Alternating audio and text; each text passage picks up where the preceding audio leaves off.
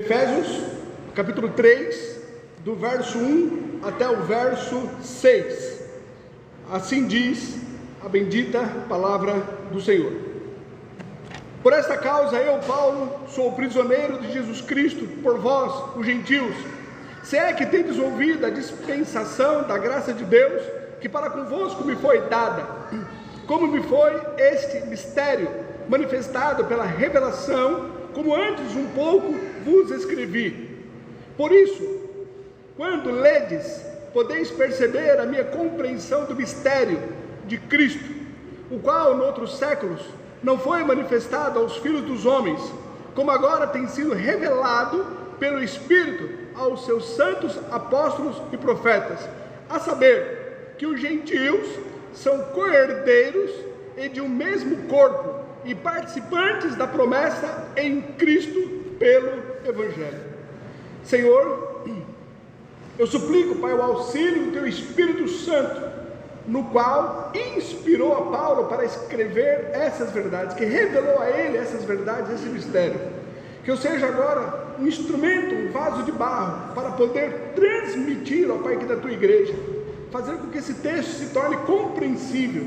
Para tanto eu suplico, Pai, a Tua graça, a sabedoria que vem de Ti, para eu instruir a Tua igreja, que a Tua igreja tenha a mente de Cristo e possa receber as Tuas verdades. Eu suplico o Teu auxílio, a Tua bênção. Eu oro ao Senhor em nome de Jesus, amém. Por assentar, irmãos.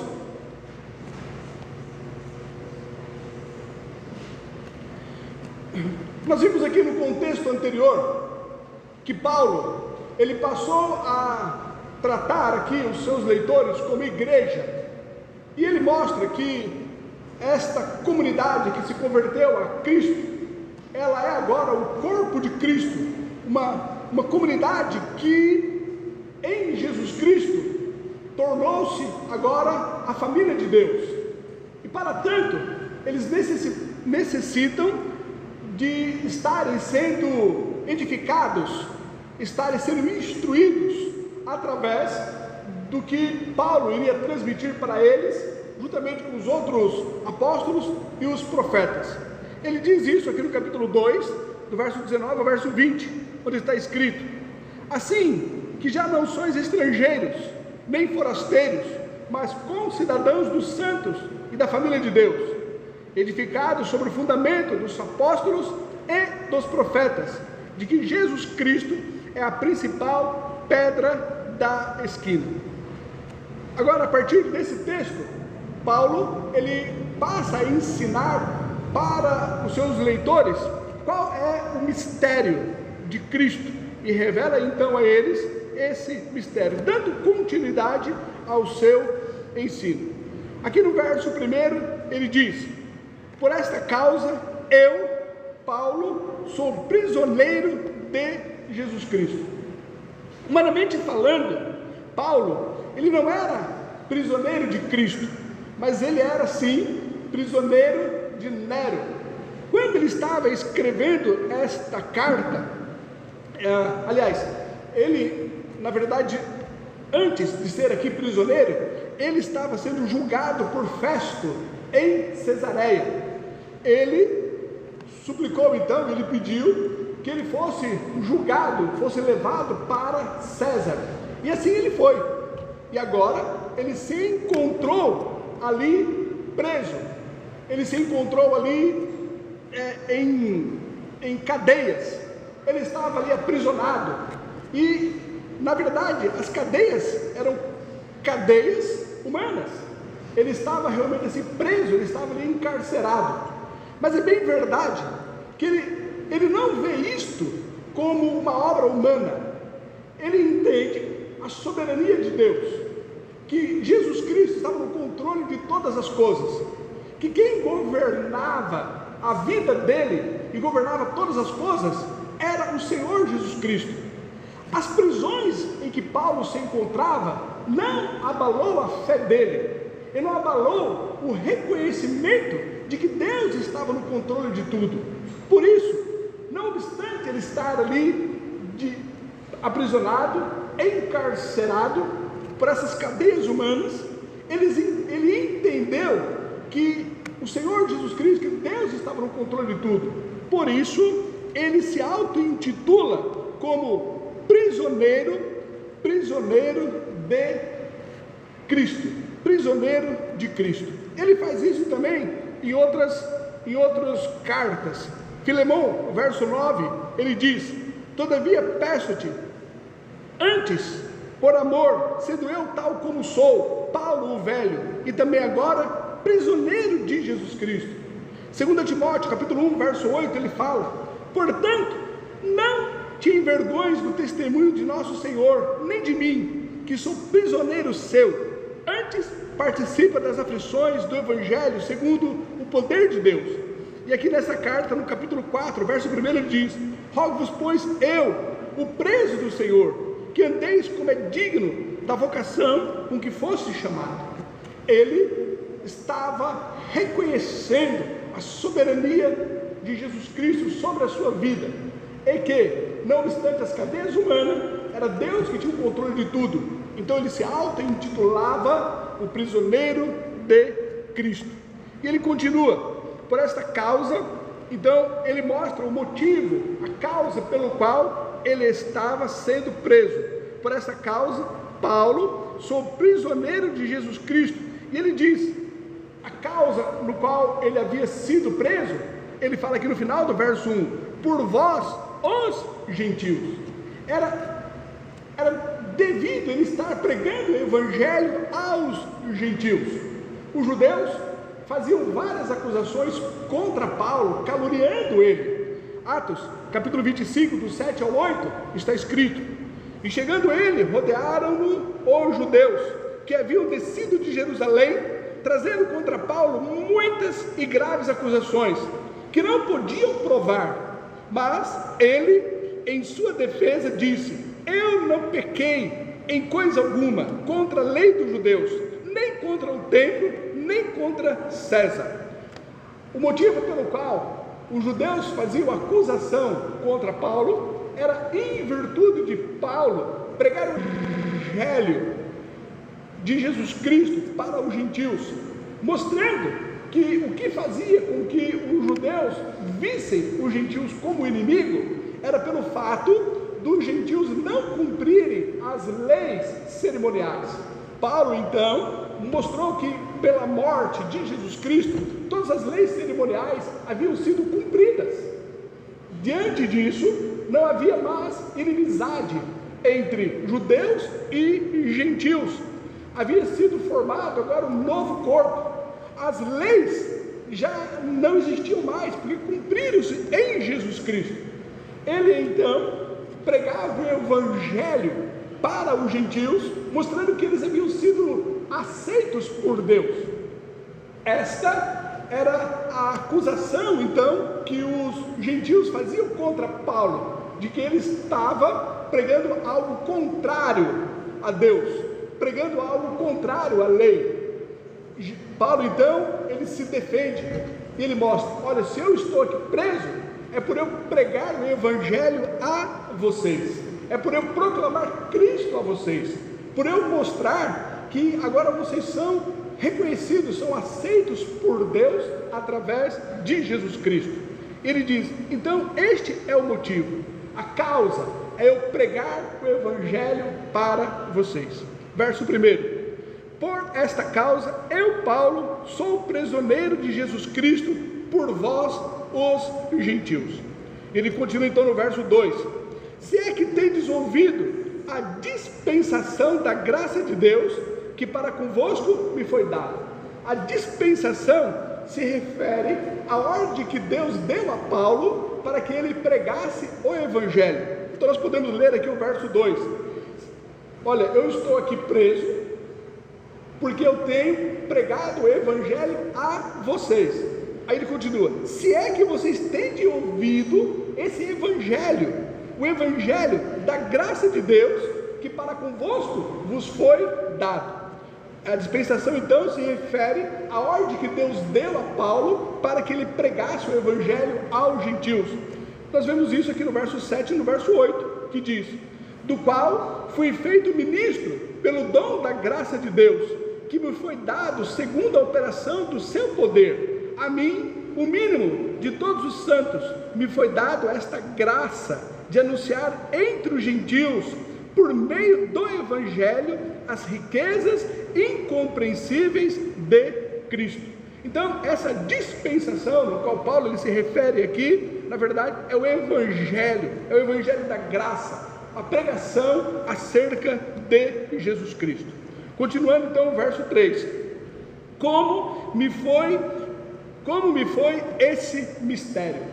O que vem a ser o mistério no qual Paulo ele passa aqui a ensinar? O mistério é um segredo, mas um segredo que já não está mais guardado, mas um segredo que for agora revelado.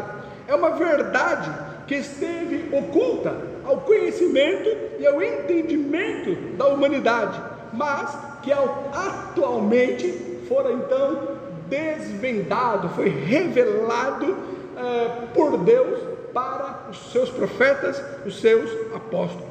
Paulo então ele diz: como me foi esse mistério manifestado pela revelação. Ele mostra que esse mistério, essa verdade que outrora estava oculta, mas agora tinha sido revelado por Deus, pelo Espírito Santo, aos santos e aos apóstolos, aos profetas. Ele mostra que é uma revelação, porque em outras gerações não foi dada a conhecer aos filhos dos homens, mas sim estava oculta nos séculos passados. Olha aqui o verso 5, como ele diz: o qual noutros séculos não foi manifestado aos filhos dos homens, como agora tem sido revelado pelo Espírito aos seus santos apóstolos e profetas. Olha também o verso 9: e demonstrar a todos qual seja a comunhão do mistério, que desde os séculos esteve oculta em Deus, que tudo criou por meio de Jesus Cristo. Então, esse mistério é algo que outrora estava oculto, mas fora revelado aos apóstolos e aos profetas. E Paulo então ele passa a declarar para eles, mas isso foi revelado pelo Espírito Santo. É bem verdade que quando nós olhamos para o Velho Testamento, nós temos ali um vislumbre que Deus ele iria salvar também os gentios, mas não nos é dito a forma pelo qual Deus ia fazer isso. Nós, ao lermos o Velho Testamento, nós não temos a compreensão de que o reino de Deus iria ser tirado dos judeus, iria ser dado agora a uma nova comunidade, que seria a igreja, e essa igreja que seria composta tanto de gentios como de judeus. Então, esse mistério é uma revelação, é algo novo que Deus estava dando para Paulo. Mateus capítulo 21, verso 43, ele diz: portanto, eu vos digo que o reino de Deus vos será tirado e será dado a uma nação que dê os seus frutos. Esse mistério que outrora fora oculto e que foi revelado agora para os seus santos e para os profetas, é a questão da junção de judeus e gentios que seriam incorporados em Cristo, e na igreja em igualdade, sem qualquer distinção. Essa união completa entre judeus e gentios em Cristo é essa nova revelação que Deus estava dando agora para Paulo.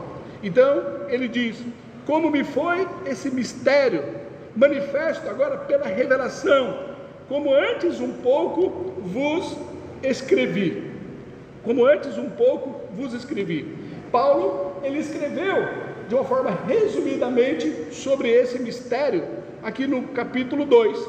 Vejamos do verso 12 até o verso 16. Ele diz que naquele tempo estáveis sem Cristo, separados da comunidade de Israel, estranhos às alianças da promessa, não tendo esperança e sem Deus no mundo.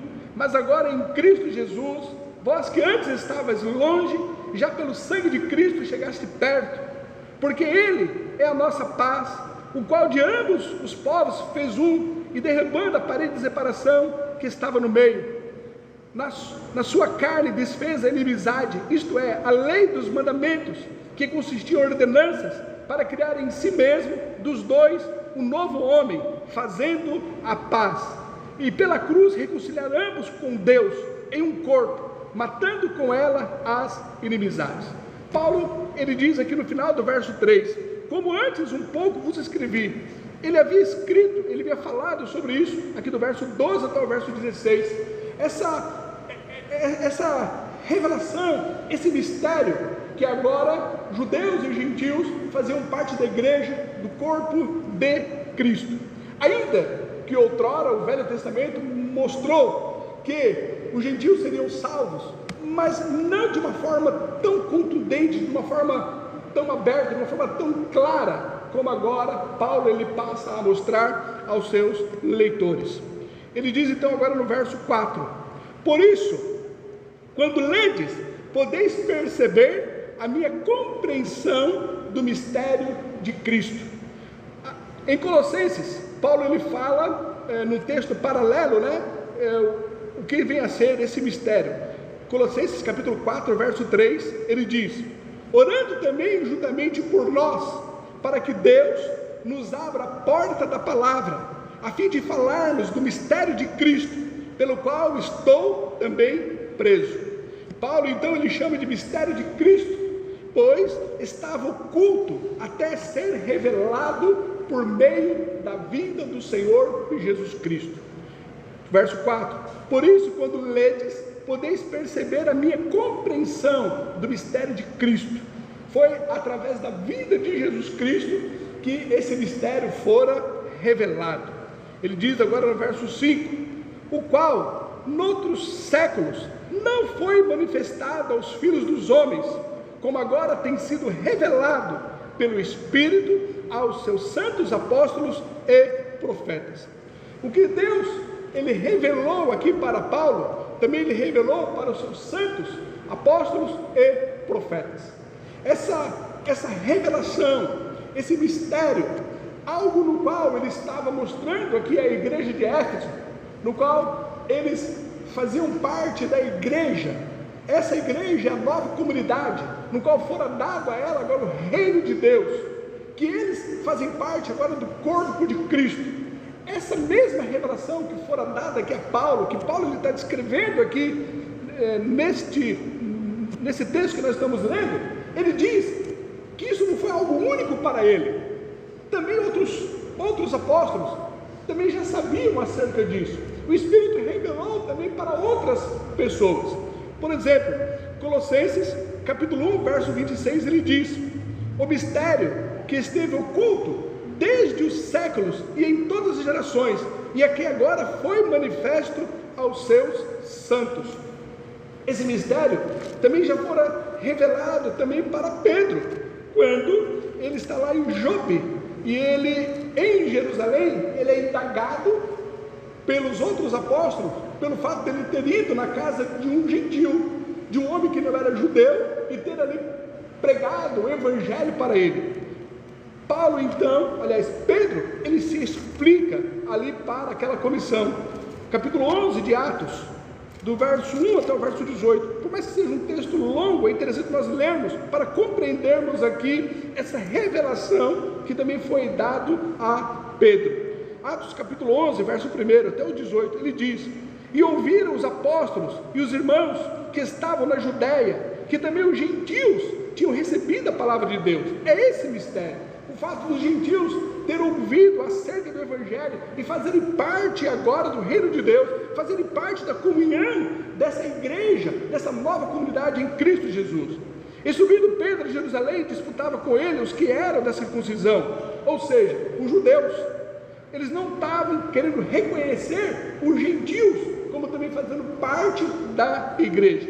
E eles diziam, entraste em casa de homens incircuncisos e comeste com eles. Mas Pedro começou a fazer-lhes uma exposição por ordem, dizendo, estando eu orando na cidade de Jope, tive um arrebatamento dos sentidos, uma visão, via um vaso como um grande lençol, que descia do céu e vinha até junto de mim, e pondo nele os olhos, considerei, e vi animais da terra, quadrúpedes, e feras, e répteis, e aves do céu, e ouvi uma voz que me dizia, levanta-te, Pedro, mata e come.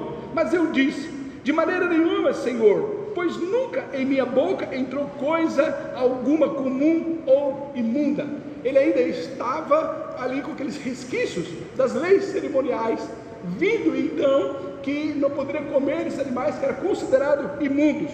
O verso 9 continua: mas a voz respondeu-me do céu segunda vez: não chames tu comum o que Deus purificou. E sucedeu isso por 3 vezes, e tudo tornou a recolher-se ao céu. E eis que na mesma hora pararam junto da casa em que eu estava 3 homens, que me foram enviados de Cesareia, e disse-me o Espírito que fosse com eles, nada duvidando. E também estes 6 irmãos foram comigo, e entramos em casa daquele homem, e contou-lhes como vira em pé um anjo em sua casa. Ele dissera: envia homens a Jope, e manda chamar a Simão, que tem por sobrenome Pedro, o qual te dirá palavras com que te salves tu e toda a tua casa. E quando comecei a falar, caiu sobre eles o Espírito Santo, como também sobre nós ao princípio. E lembrei-me do dito do Senhor, quando disse: João certamente batizou com água, mas vós sereis batizados com o Espírito Santo. Portanto, se Deus lhes deu o mesmo dom que a nós, quando havemos crido no Senhor Jesus Cristo, quem era então eu, para que pusesse resistir a Deus? E ouvindo estas coisas, apaziguaram-se e glorificaram a Deus, dizendo: na verdade, até os gentios deu Deus arrependimento para a vida. É sobre esse mistério que Paulo ele está aqui tratando, que ele está falando aqui aos gentios, à igreja de Éfeso. Por mais que eles não guardaram a lei, por mais que eles não eram judeus, mas eles foram agora aceitos no reino de Deus. Eles faziam parte agora da igreja.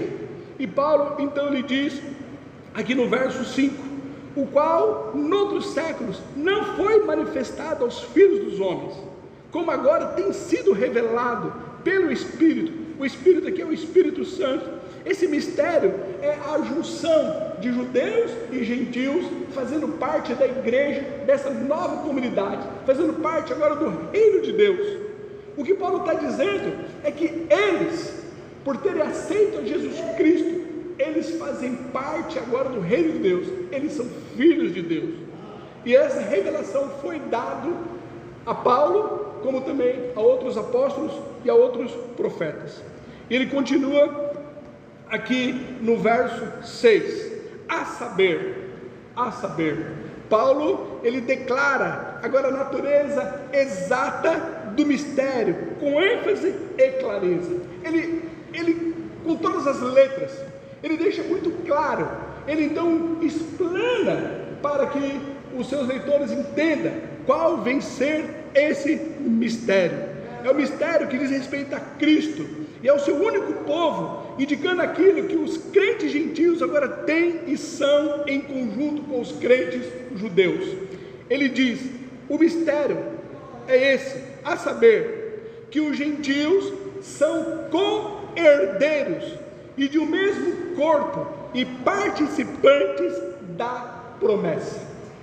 O que Paulo está declarando é que os cristãos, a igreja de Éfeso, esses que eram vistos agora como incircuncisos, esses que não faziam parte da aliança, esses que eram discriminados pelos judeus, como nós podemos ver aqui no capítulo 2, o verso 12, onde ele diz que naquele tempo estáveis sem Cristo, separados da comunidade de Israel, estranhos às alianças da promessa, não tendo esperança e sem Deus no mundo. Era dessa forma que vocês eram vistos, era dessa forma que vocês eram rejeitados pelos judeus. Vocês não tinham esperança, vocês não faziam parte das promessas, vocês não eram reconhecidos como participantes dos filhos de Deus, dos filhos da promessa. Mas Deus, pela sua benignidade, pela sua benevolência, pela sua graça, Ele agora vos salvou, e vocês agora são, Ele declara no verso 6, a saber que gentios são co-herdeiros, ou seja, são herdeiros juntamente com os judeus, no mesmo pé de igualdade. Vocês agora são povo de Deus como os judeus. Vocês são co-herdeiros e de um mesmo corpo. O que ele quer mostrar agora é que tanto os gentios como os judeus fazem parte agora do corpo de Cristo, dessa nova comunidade, da igreja que iniciou-se agora através de Jesus Cristo, que agora o reino de Deus não pertence mais aos judeus, mas pertence agora a essa nova comunidade, a igreja. Eles agora fazem parte de um mesmo corpo. Ele continua dizendo no verso 6, e participantes da promessa, a promessa que havia sido dada aos filhos de Abraão, que havia sido dada aos judeus, que havia sido dada ao povo judeu. Agora, nós, enquanto gentios, nós agora fazemos parte desta promessa, fazemos parte das promessas. É esse o mistério. O mistério é que a igreja do Senhor Jesus Cristo, ela é composta por todos aqueles, sejam gregos, sejam judeus, sejam romanos, qualquer povo que sejam livres, sejam escravos, de qualquer nação, de qualquer natureza, eles agora fazem parte da igreja do Senhor Jesus Cristo. Eles são salvos em Jesus Cristo. Eles são, o verso 6, a saber, os gentios são co-herdeiros e de um mesmo corpo e participantes da promessa em Cristo. Em Cristo. Paulo então enfatiza que esse privilégio de fazerem parte do reino de Deus foi desfrutado igualmente por todos os crentes, tanto judeus como gentios, desde que estejam unidos em Jesus Cristo. Agora, não é pelo fato deles serem judeus, mas desde que o judeu se converta a Cristo, desde que eles reconheçam que Jesus Cristo é o Messias, Ele é o Salvador, o Filho de Deus que morreu pelos nossos pecados, aí sim eles fazem parte dessa nova comunidade. Fazer parte da igreja do Senhor Jesus Cristo só é possível se estiver em Cristo. Não é por fazer parte da linhagem judaica, mas por estarem em Jesus Cristo. O verso 6, esse é o mistério, a saber, que os gentios são co-herdeiros e de um mesmo corpo, e participantes da promessa em Cristo, através de Cristo, por causa da morte do Senhor Jesus Cristo, porque em Jesus Cristo, todas as leis cerimoniais, elas foram cumpridas, e Ele ressuscitou para a nossa justificação. Através de Cristo nós somos salvos e fazemos parte então da igreja do Senhor. E Ele diz, a saber, que os gentios são co-herdeiros de um mesmo corpo e participantes da promessa em Cristo pelo Evangelho. A proclamação do Evangelho inclui essa unidade, e assim a torna disponível a todos os que creem, para que alguém faça parte então dessa nova comunidade que é a igreja. Ela é através do Evangelho, é através da proclamação do Evangelho, é através da cruz de Cristo. E nós, como igreja, que temos que proclamar o Evangelho, nós temos que falar acerca de Jesus Cristo, anunciar a Cristo a todos aqueles que ainda não o aceitaram, não o reconheceram como Senhor, não se dobraram ao seu senhorio. Nós temos que proclamar insta em tempo e fora de tempo, porque este é o único meio de alcançar aqueles que ainda estão nas trevas, aqueles que ainda estão perdidos, aqueles que ainda não servem ao Deus vivo. É através da proclamação do Evangelho. Nós, enquanto igreja, nós temos a responsabilidade e o dever para com os não salvos de falar acerca de Jesus Cristo. Nós que temos o Evangelho, a verdadeira palavra da cruz, a palavra de salvação, recai sobre nós esta ordenança, onde Jesus Cristo, antes de ser assunto ao céu, Ele disse para nós pregarmos o Evangelho a toda criatura. Ide e pregar o Evangelho a toda criatura, porque é o Evangelho que traz então o conhecimento àqueles que estão perdidos.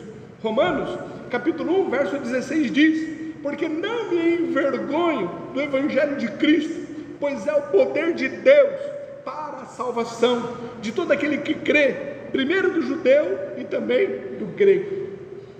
O meio pelo qual Deus faz com que as pessoas sejam salvas, faz com que as pessoas sejam aceitas por Ele, se reconciliem com Ele, é através do Evangelho. O Evangelho, ele é o poder de Deus para a salvação de todo aquele que crê na palavra da cruz, crê nesse Evangelho no qual nós falamos, que Deus, então, em Jesus Cristo, enviou o nosso Salvador, enviou aquele que pagou o preço pelos nossos pecados, pela nossa dívida que nós tínhamos contra Deus, nos substituindo então na cruz do Calvário.